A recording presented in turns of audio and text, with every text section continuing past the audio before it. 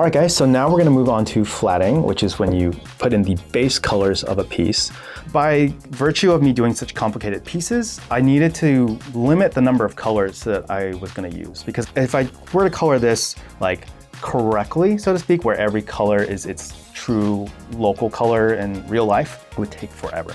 And you would never wanna do that, right? You also will be able to change things really quickly because you'll have one layer that's all your pinks, you'll have one layer that's all your whites, blues, or whatever, and just changing that one layer will give the entire piece a different feel very quickly.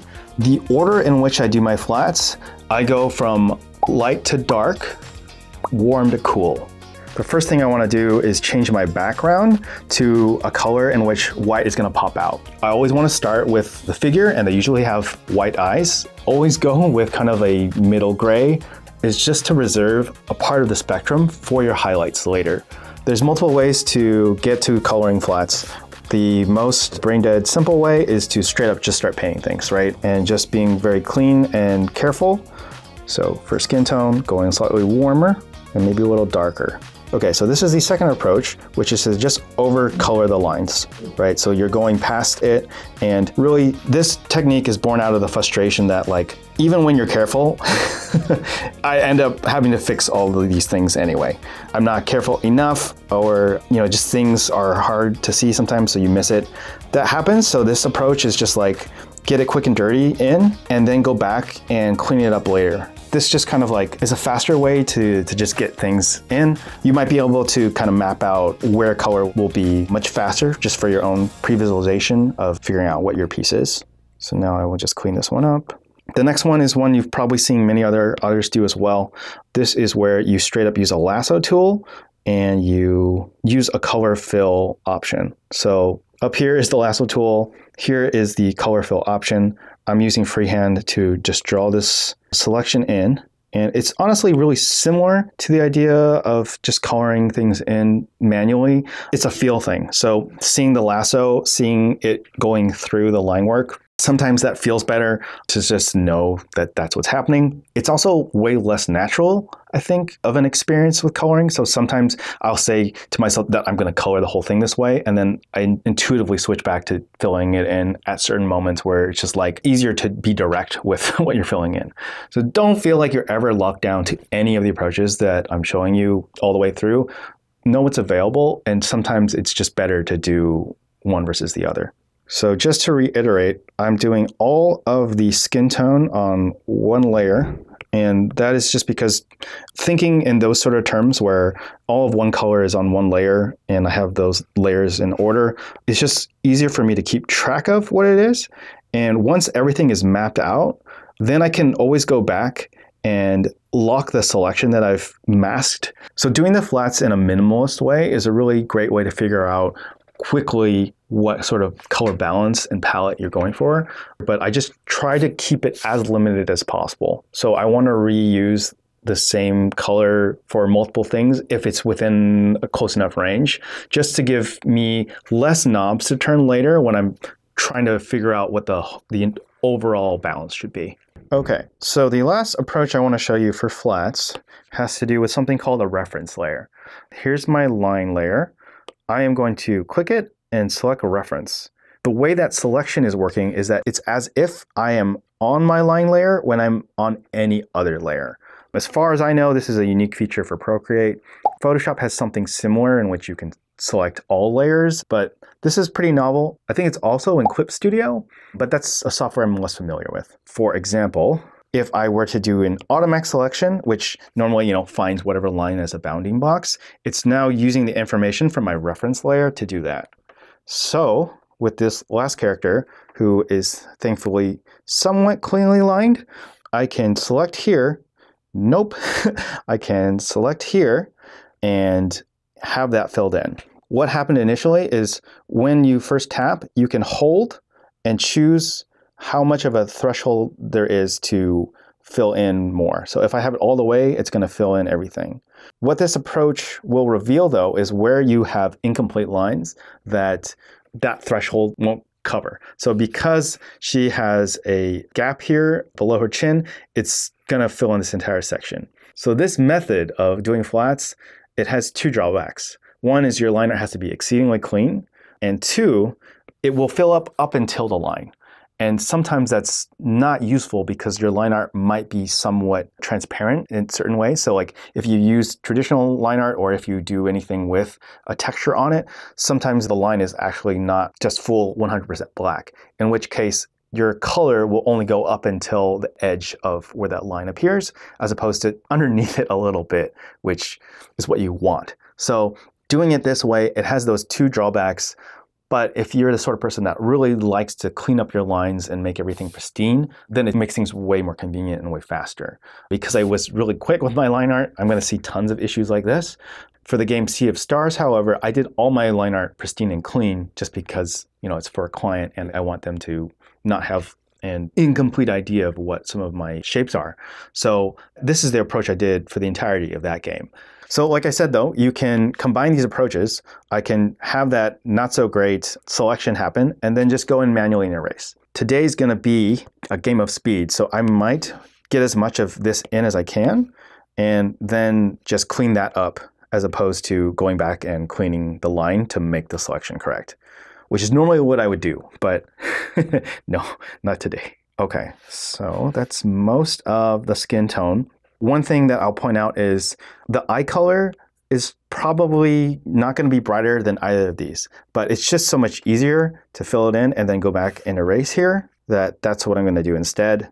And that way, if I ever need to go back and color these eyes a different color, which I definitely will, I now know that I don't really have to be delicate about coloring around the edges of the eye. I've already done it.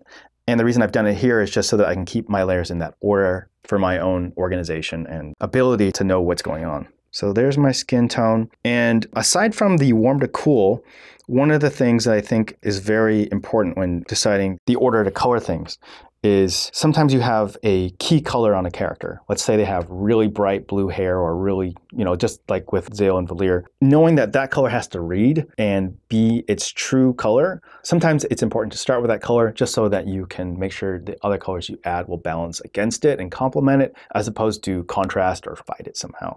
So one thing I know for sure is that my AC machines are going to be a gray color. So for this approach, I think it makes more sense for me to do kind of a quick and dirty overcolor, and then I'll just go back and erase. And I'm just not as worried about this color being super pristine. It's in the background. They're kind of a minor element of the piece. So that's why I'm making that decision. Oh, over here, just because I'm seeing it, I can totally do this, I think. So I'm using the selection tool instead. I think I'll get away with quite a bit over here. Kind of. And then also this phase of drawing also reveals all of your bad lines or where you have incomplete lines. That's normal. It just means you have more work to do. Minor Procreate thought. I used to have a shortcut to switch between eraser and drawing as a gesture, and it's cool and it feels nice when it works. But just personally speaking, I find that 5% of the time that it doesn't work or it works on accident is enough frustration for me to turn it off. It's just like, okay, I'm more annoyed that I could have just, selected the tool myself versus like wrestled with it not working or been thrown off because it, triggered when I didn't mean it to. So what I use instead is I have a little keyboard that connects to my iPad and has hotkeys for Procreate, but I actually find it super helpful. I feel like when I have it, I'm almost as fast drawing in Procreate as I am in Photoshop, at least when it comes to coloring and using a variety of tools. Because compared to Photoshop, the sort of things I use, the tools that I personally use in both software, in Photoshop I need to use my full hand or two hands to get to certain hotkeys. But in Procreate, it's all on this little mini keyboard that it's just because that's all the options that there are. That's one way to streamline this process.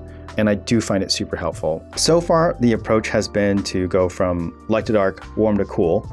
It's fine to skip ahead, just know that it might mean you're doing unnecessary work as far as the outlining of things. I'm just gonna do it for the sake of example and skip to some green, which is definitely on the cool side and the darker side of my spectrum here.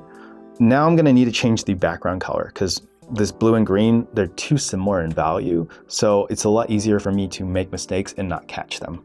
So by contrast, I'm gonna go for something brighter and warmer. like I said before, it doesn't really matter, but I tend to be the person who's just like, but I want it to look kind of nice while I'm drawing. So I'll pick something that is somewhat pleasing to look at. But frankly, maybe it's also useful because it's giving me ideas for what the colors might be. Oh, here's an example of what I was talking about before. So because I've used the selection tool to color this in, it's coloring up until the line, and it's not going to fill in past the line. And certain parts like this, it's going right up until the line. So they have the threshold tool to fill that in and go further, but that only takes you so far. Sometimes it gets you pretty good. Like this is not bad, but you know, it's not going to get in there, and understandably so. So you'll have to just go in and fill that in. But over here, I'm going to have to use that threshold again and see how far it takes me. This one was slightly less successful. You can see that there's like a corner pixel here that somehow didn't make it. Just something to remember. Most artwork that you do, you may not need to worry about that level of fill.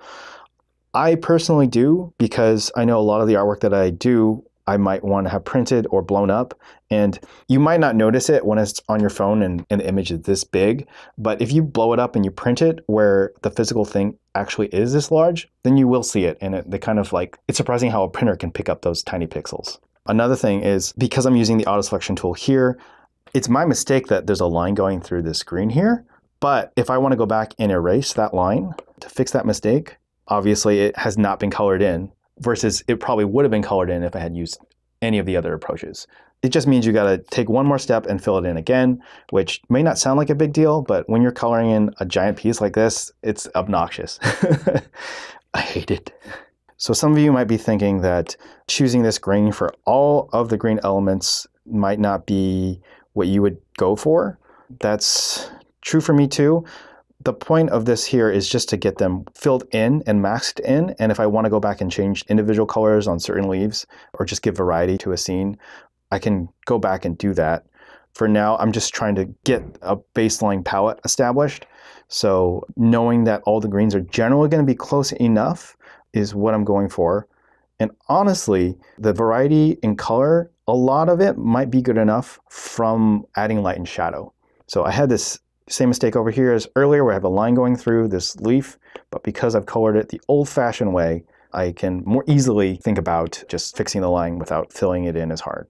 And yeah, I'm going to just seamlessly switch between overcoloring and coloring it in, because sometimes your lines are just so incomplete or imperfect that it's not worth fixing the shape from the inside out. And then sometimes you see something like this where it's like the lines are really strong and thick over here, and then there's just this gaping hole right here where I know everything would fall through.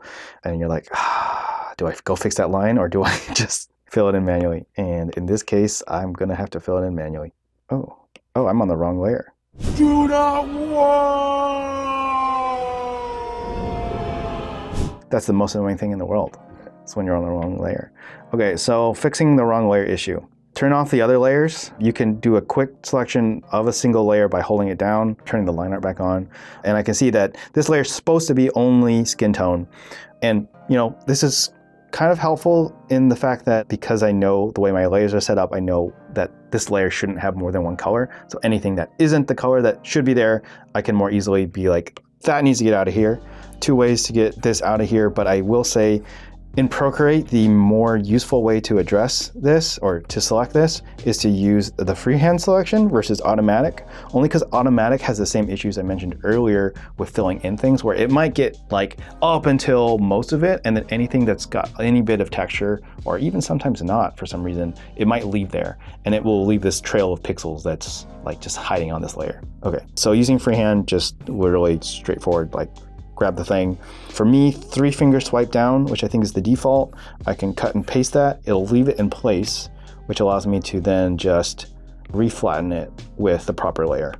So here's a situation that I really like, which is that I've done the work ahead of time around this greenery here. And so rather than like filling it in or anything like that, I can more freely be like, my selection is masked around it and I can just color it in. Cool. Also, now that I've changed the background, I can kind of see where I might have made mistakes on the skin tone layer. They are minor, and in all honesty, might not ever get picked up in future versions where I do color in more things. But just knowing that things like this appear to me because I've changed the background color, and now I can see the difference between these things. You constantly have to change things around to be able to find those mistakes, which is annoying. All right, so the next thing that I want to color in is their outfits, particularly at least the headpiece, which is very common throughout the artwork, just because I'm, like I said previously, trying to work my way through the things that are going to be most important within the piece while doing it in this order that will allow me to have some flexibility. So I'm thinking that I want another gray. I might be able to combine it with other grays within the piece, but just because there's such a material difference between these grays, it might be worth having more than one gray. I know this sounds like a case where it's like, oh, Bryce said combine the colors that could. This is a case where it has to do with the subject matter needing to have contrast against the other things. So it's enough of a story element that these things be readable that I'm going to choose a different color. Let's see how lucky I get with automatic. Not bad. I haven't even decided whether that's a different color. Probably will be though. Okay, so I have the hats in. So this one filled in his face as well, but I couldn't tell because this color is too similar. These colors are just too similar. So now that it's mostly masked, this is the point where I can like just decide, oh, I need to choose a color that just contrasts the skin enough to be readable. So either it's going darker or it's going brighter. Brighter's not bad. So this is almost the same color as the eyeball color, so those could be the same layer. I might combine those. So what this is telling me about the piece is that I may veer towards having their skin tones all be slightly darker just because I like this light color on the hat, and that's important enough to me that it takes slight precedence over their skin tone, which I have the flexibility to design right now and not worry about. So these are the sorts of decisions that I'm making when I'm deciding how the colors fit together. So you'll notice that I do have to jump up and down on my ladder of colors. It's like I said, it's ideal to go in order from top to bottom, but that almost never works out perfectly. It's more so just a good rule of thumb to avoid work. And generally speaking, I like to prioritize coloring the characters first. The kind of like bathing suit bottoms of these bunny girls are going to be like a really dark color, but that's something I can kind of reserve for later. I might even just change my background color to alleviate the desire to go and color that next, because it's frankly something that's going to be really easy to color once I have all the other brighter colors in, right? That's one way to help you strategize what color to pick next, is just work your way down. So going to the next warmer color that might appear, if you know like, oh, I want this girl to have strawberry hair or something. Sometimes just moving forward without trying to stress or worry about things too hard and just getting it done, getting it all mapped out, is a way to just move past some of this monotony. And because her hair is pink, having the background be a red color meant that I could not see the edges at all. So you can see all these places where I did not fill it in correctly. Okay, so here's an example of where I can start to think about key colors helping me out a bit here. So I have some general ideas on what Conan's color scheme should be.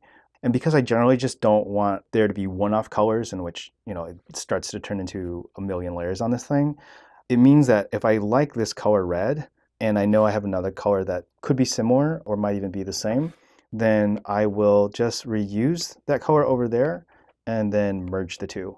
It might be that I preferred her hair a little bit lighter, but if I can find a median in which I like it on both places, like this is good for me, then now I have started to make a palette in which this is a primary component of it, and that might actually start answering questions for me on how other things might be colored.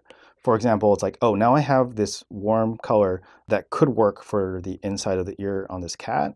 That's just the way my brain is working, like trying to reuse the same colors throughout the piece makes it cohesive, also makes my coloring simpler. Now that I've started to use a bit more of this red, it's giving me ideas on how to balance the piece as well. So if I stick with this being a red, which I actually isolated to a separate layer just in case I didn't want to, but right now I feel like it looks pretty cool like this. But to balance this much red, I know I probably need a good amount of red over here as well. It makes sense here for it to be on this signage. Kind of like it enough to maybe use it as the button color.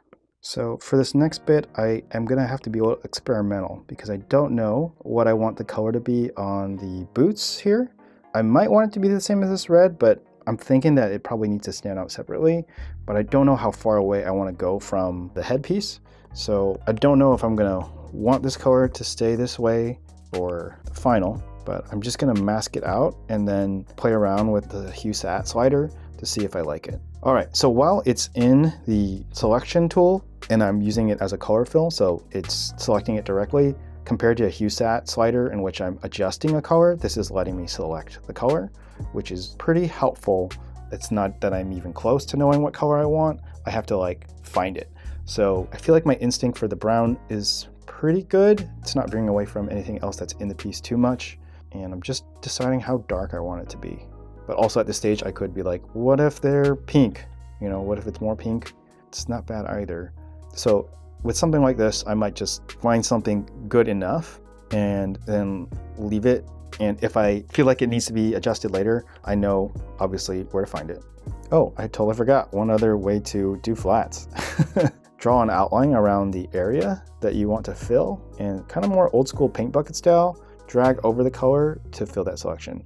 If you outline multiple things, you can also do a cool feature in which you say continue filling and just like keep tapping in all the areas that you want it to select. You may have to turn off the reference option on your line art just because that's still active when you do that technique. So I'm going to turn mine off, and then over here, fill in this one by dragging that over, and I'm going to click continue filling, and then everything that I've outlined to, not there, everything that I've outlined that can be colored that way, I can just tap and have it fill in as well.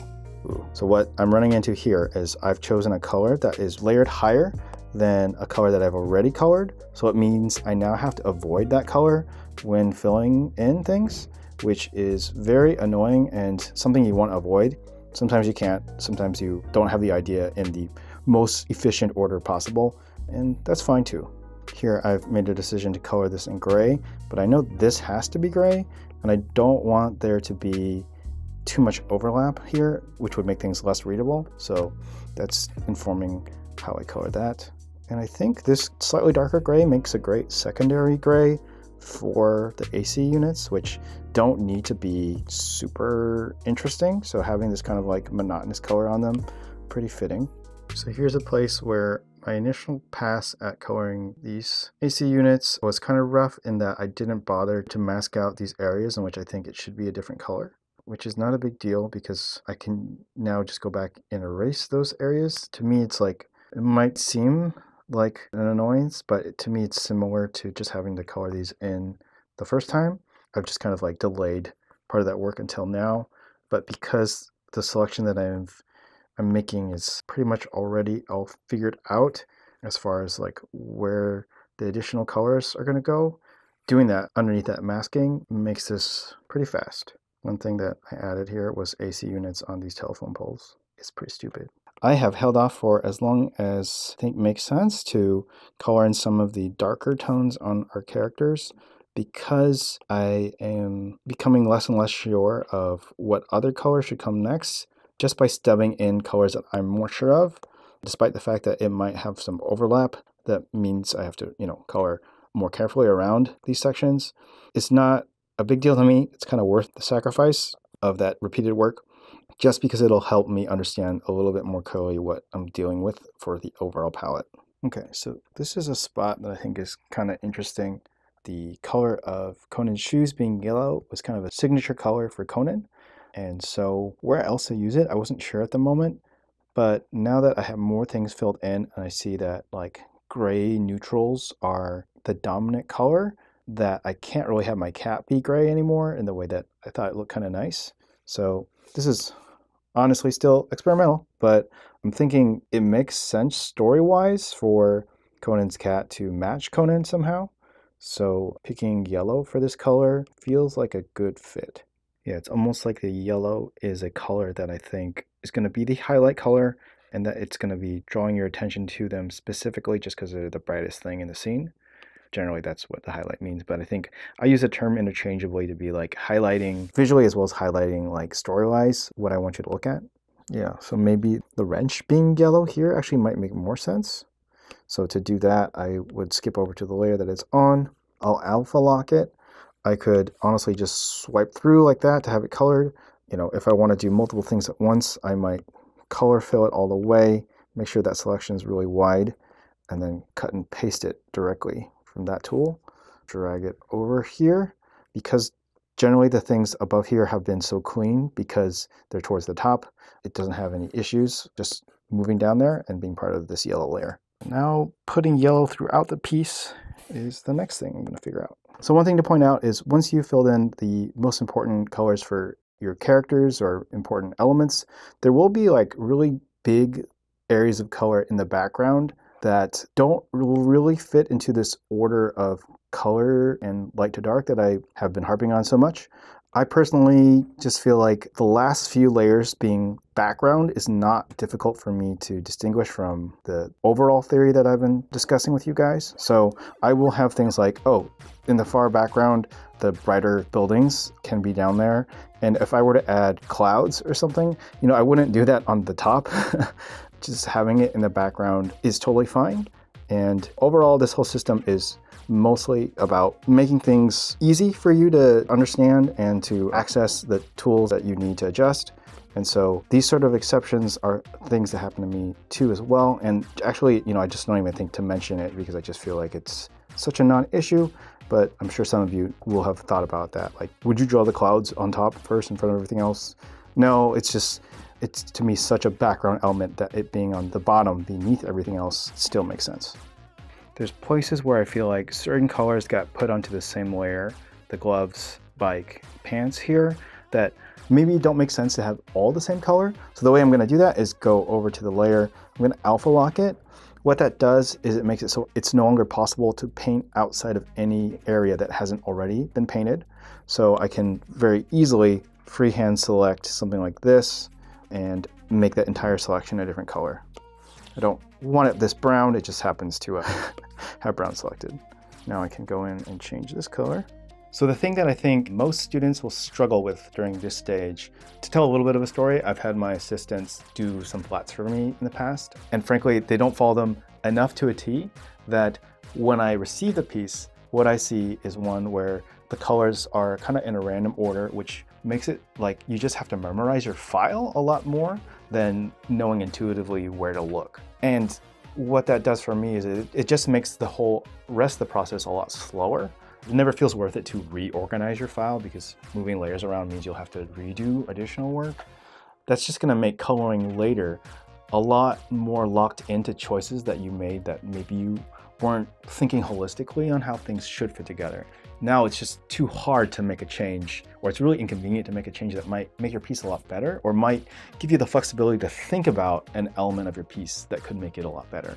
So that's why I'm kind of strict when it comes to wanting it to be a certain way, because I know that the way I work, at least, there's a lot of elements that if I have them isolated in a certain way, then I can holistically address the piece a lot more simply. All right, so that was the flatting stage of my coloring process. I'm really just creating the building blocks and pieces that I'm gonna mess with later. But I honestly sometimes pick really awful colors at this stage, and I just decide like I'm not gonna worry about what it looks like yet. I'm gonna do that in the next stage, in which we talk about creating the palette for our piece and do lighting and shading. If you liked what we did today, you can look at the entire digital course covering how I research a variety of topics with very different techniques, as well as the full process for an illustration from start to finish. And you can find that at proko.com/digitalpainting.